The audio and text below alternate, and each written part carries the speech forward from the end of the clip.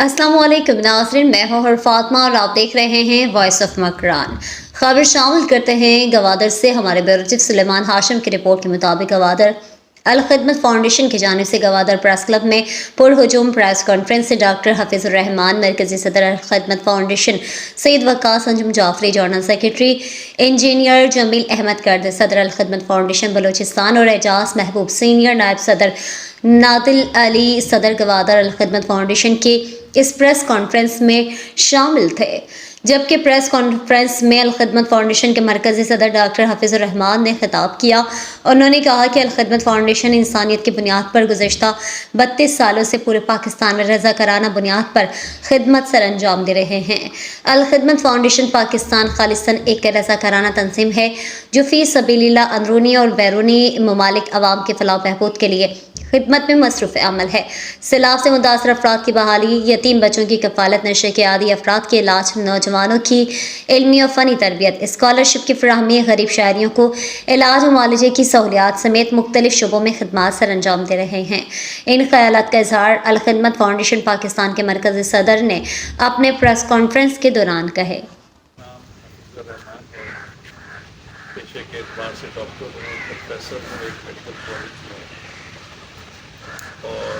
खिदमत फाउंडेशन पाकिस्तान का सदर हूँ। मैं पेशावर से हाजिर हुआ हूँ और खिदमत के हेड ऑफिस को रिप्रेजेंट करते हुए। मेरे साथ वक्कास रहमान जाफरी हैं, ये हमारे जनरल सेक्रेटरी हैं, लाहौर से तशरीफ़ लाए। मेरे बाएं तरफ इंजीनियर जमील कुर्द साहब हैं, ये खिदमत फाउंडेशन बलूचिस्तान के सदर हैं। यहाँ आने का मकसद गवादर के हवाले से अल खिदमत के आइंदा के कामों की तरतीब देना था, लेकिन चूँकि आज ये महफिल सजी है तो मैं चंद मिनट आपके लूँगा कि अल खिदमत फाउंडेशन का अजमाली सा खाका आपके सामने पेश करूँ, तारफ़ कराऊँ, और बलूचिस्तान के अंदर अल खिदमत फाउंडेशन क्या काम कर रही है उसका मुख्तसर सा जायज़ा, और फिर आखिर में गवादर के हवाले से कि यहाँ हम क्या कर रहे हैं और क्या करने जा रहे हैं। इंशाअल्लाह ज़्यादा वक्त नहीं लूँगा, बल्कि वक्त को बचाऊँगा ताकि अगर आपके कुछ सवालात हों तो उनका भी जवाब दिया जा सके। अल खिदमत फाउंडेशन तकरीबन 32 साल से पाकिस्तान में एक रजिस्टर्ड अदारे की सूरत में कायम है। इसकी बैरूनी ममालिक की ब्रांचेस हैं, जिनमें टर्की है, Germany, Norway, UK, Japan, America, इन जगहों पे भी हमारे ब्रांचेस मौजूद हैं और हर जगह रजिस्टर्ड हैं, और तमाम एक्रेडिटेशन जो स्टैंडर्ड्स हैं उनको हम पूरा करते हैं, और अल्हम्दुलिल्लाह इस वक्त एक बड़ी ऑर्गेनाइजेशन के तौर पर काम कर रहे हैं। 7 बड़े एरियाज़ हैं जिनमें हम काम करते हैं। सबसे पहला एरिया डिज़ास्टर मैनेजमेंट है। आफात की सूरत में अल खिदमत के हज़ारों कारकुन बाहर निकलते हैं, ये सब रज़ाकार होते हैं, रेस्क्यू और रिलीफ के कामों में मसरूफ़ हो जाते हैं, और उसके बाद फिर रिहेबिलिटेशन का काम भी किया जाता है। पुरानी तफसीलात में नहीं जाता, सिर्फ हालिया सैलाब जो कि सन 2022 में एक अनप्रेसिडेंटेड सैलाब आपने देखा, जो बलूचिस्तान में, सिंध में, पंजाब के कुछ इलाकों और KPK में आया अगस्त 2022 में, उसमें अल्हम्दुलिल्लाह 60,000 से ज़ायद अल खिदमत फाउंडेशन के वर्कर्स बाहर निकले, सैकड़ों लोगों की जानें बचाईं, और फौरी तौर पे जो रेस्क्यू का काम था वो किया, और तकरीबन 5 अरब रुपए की लागत से रेस्क्यू और रिलीफ का काम किया गया, और उसके बाद फिर रिहेबिलिटेशन का काम शुरू किया। हज़ारों की तादाद में घर बनाए जा रहे हैं, मसाजिद, मदारिस, इनकी तामीर नौ की जा रही है, ये काम अभी तक जारी है। इसमें एक और बड़ा काम ये किया गया कि छोटे काश्तकार जिनकी ज़मीनों पर से सारी फसलें बह गई थी, उनके लिए बीज नहीं बचे थे, कोई पेस्टिसाइड, कोई खाद उनके पास नहीं थी, تو 8,000 ایسے چھوٹے کاشتکاروں کی فہرست بنا کر اور 2 بڑی کمپنیوں کا تعاون حاصل کر کے 60 کروڑ روپے کی مدد سے ان کی فصلیں لگوائی گئیں، ان کو کھادیں مہیا کی گئیں اور ان کی رہنمائی کی، جس کے نتیجے میں کہ گندم کی فصل جب تیار ہوئی تو کوئی 5 سے 6 ارب روپے کی فصل ان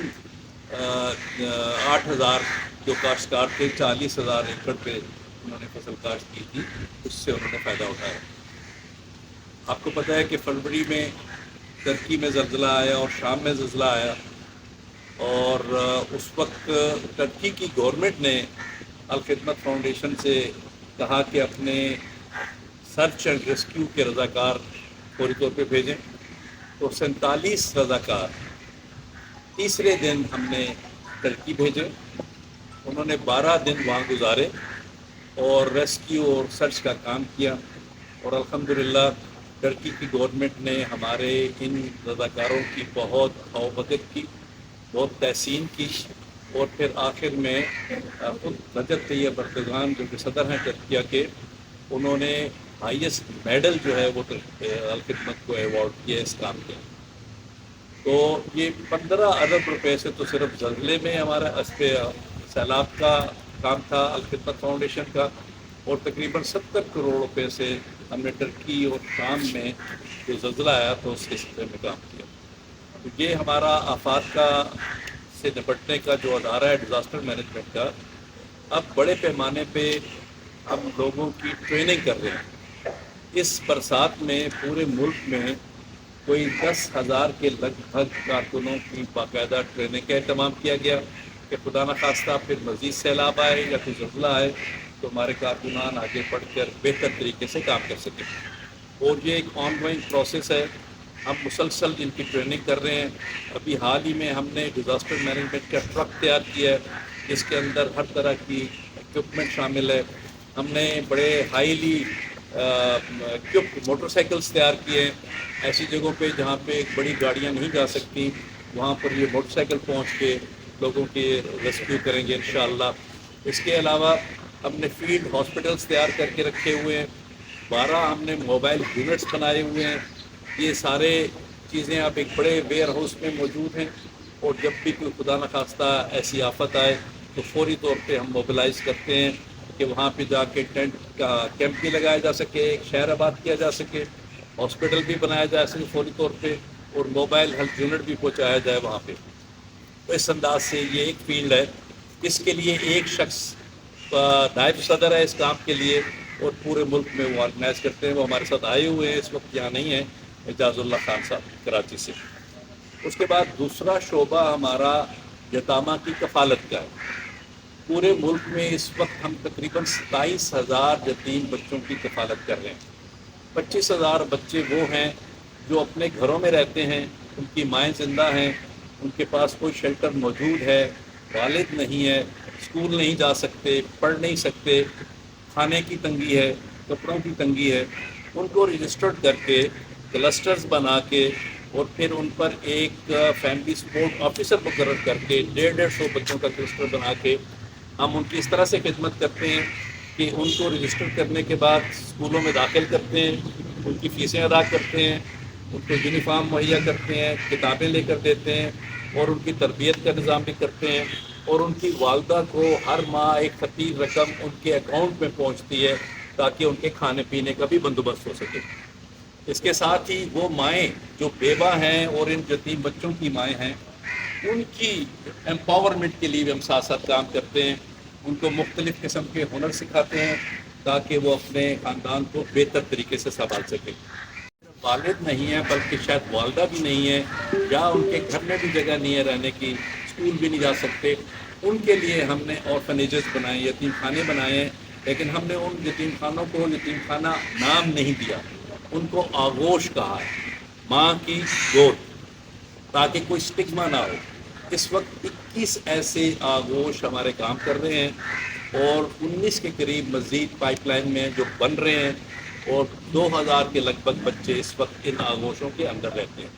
یہ ایک پورا نظام ہے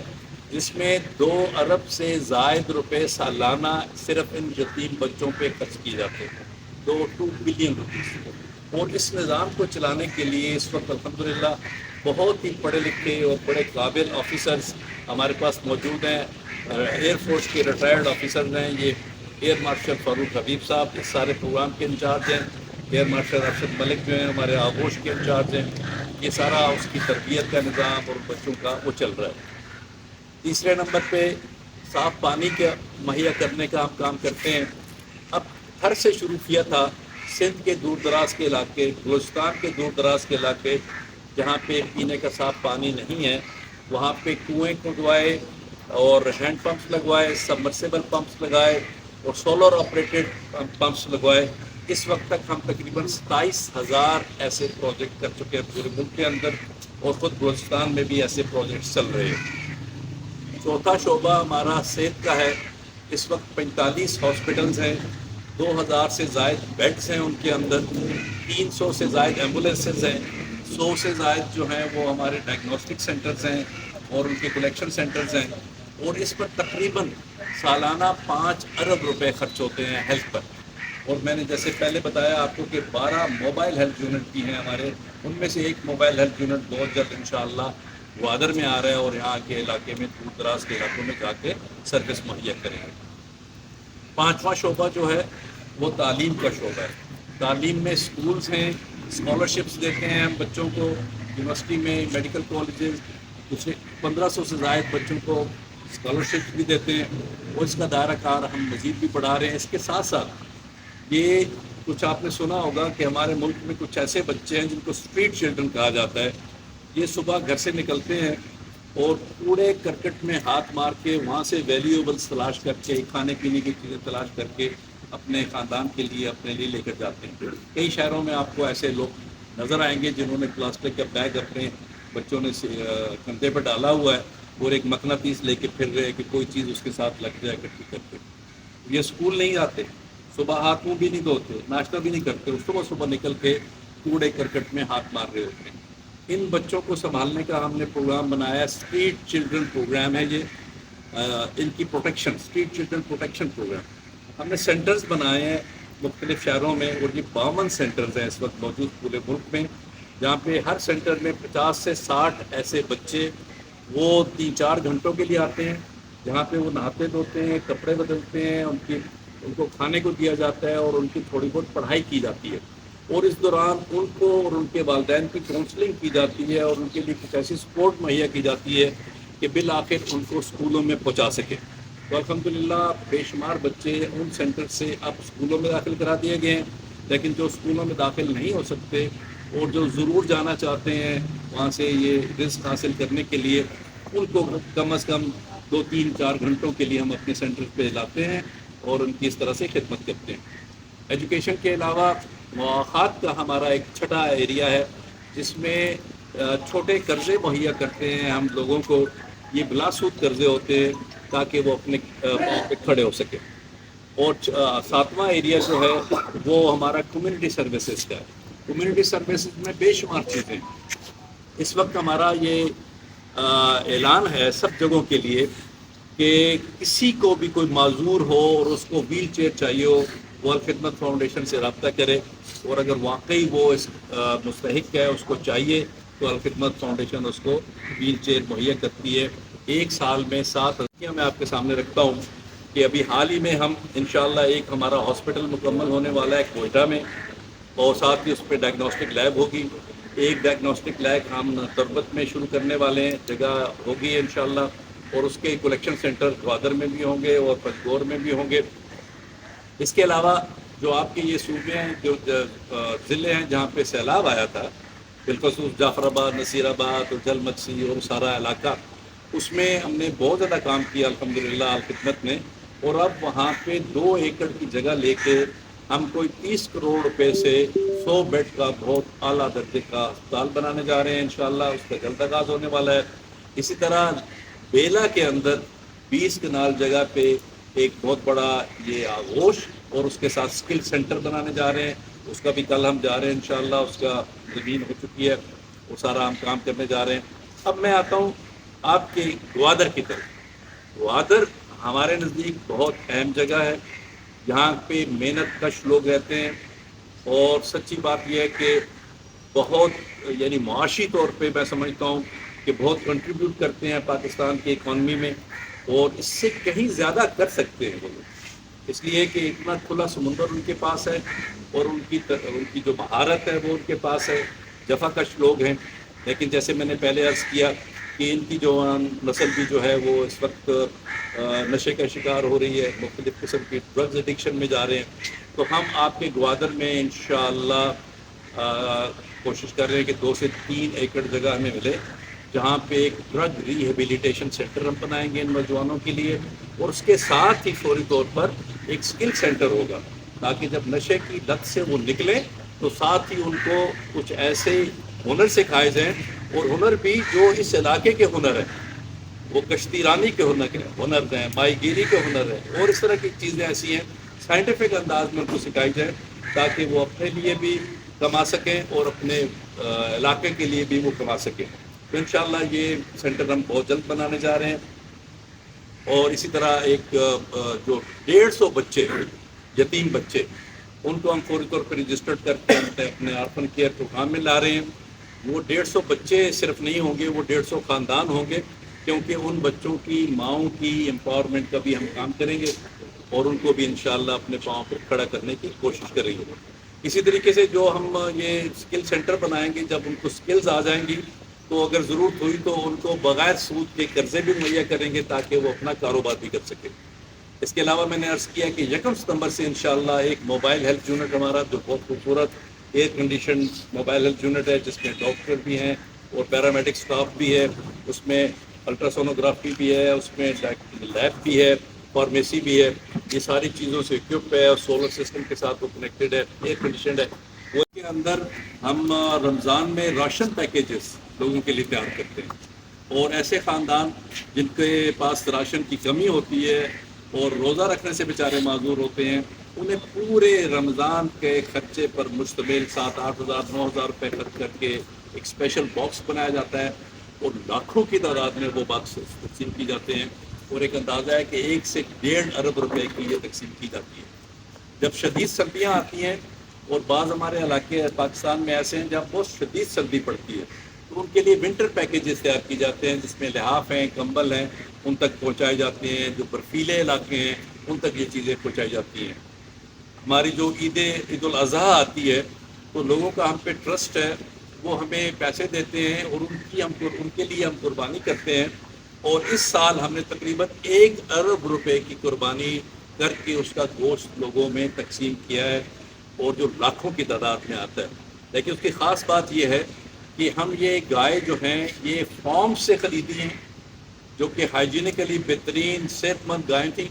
اور اس کے بعد سلاٹر ہاؤسز میں ان کو ہائیجینیکلی ذبح کیا گیا، اور پھر ان کو چل کر کے ان کے ٹکڑے کر کے اور اس پہ پیکٹس میں تقسیم کر بنا کے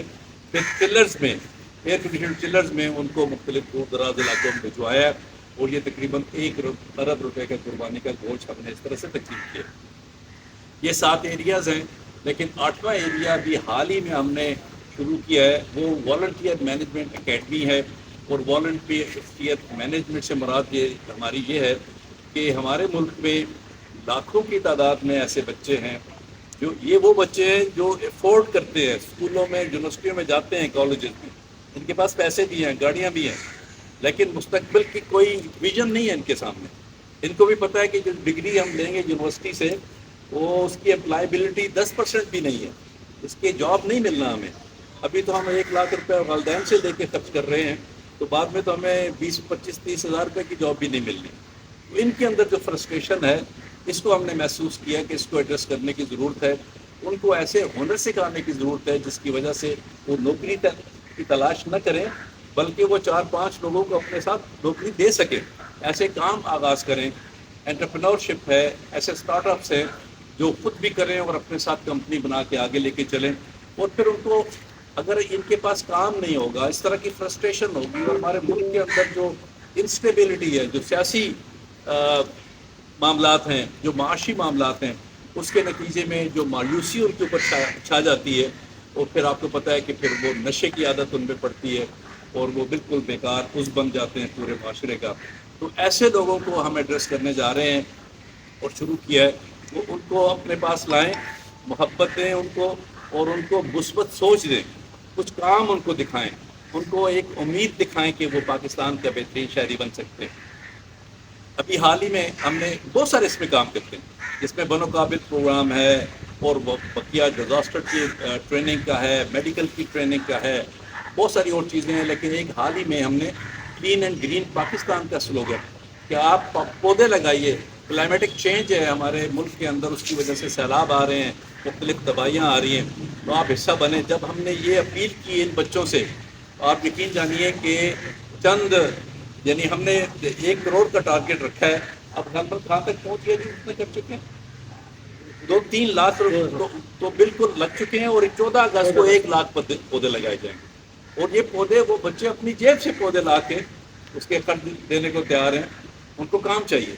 وہ ایک ریکگنیشن چاہتے ہیں کہ ہم کچھ کرنا چاہتے ہیں اور کچھ ہمیں دیکھے بھی. تو یہ سارا کام ہم الحمدللہ کر رہے ہیں. اب تھوڑا سا میں بلوچستان کی طرف آتا ہوں. بلوچستان ہمارا ایک ایسا صوبہ ہے جو سب سے بڑا ہے, لیکن انفارچونیٹلی بے شمار وسائل کے باوجود پسماندگی کا شکار ہے, اور اس کی آبادی بہت پھیلی ہوئی ہے, اس میں کام کرنا بھی مشکل ہے. تو ہم نے پلان کیا ہے, وہاں پہ کام پہلے بھی ہو رہا ہے, وہاں پہ پانی کے پروجیکٹس بھی چل رہے ہیں, وہاں پہ 1000 سے زائد بچوں کی کفالت بھی کی جا رہی ہے, وہاں پہ کچھ اور پروجیکٹس بھی ہیں. لیکن اب ہم نے فیصلہ کیا ہے کہ یہاں بلوچستان میں بالخصوص بلوچستان کے دیہی علاقوں میں, پسماندہ علاقوں میں, وہاں کے غریب لوگوں تک پہنچیں اور ان کو ہیلتھ کی سہولتیں مہیا کریں. تو یہ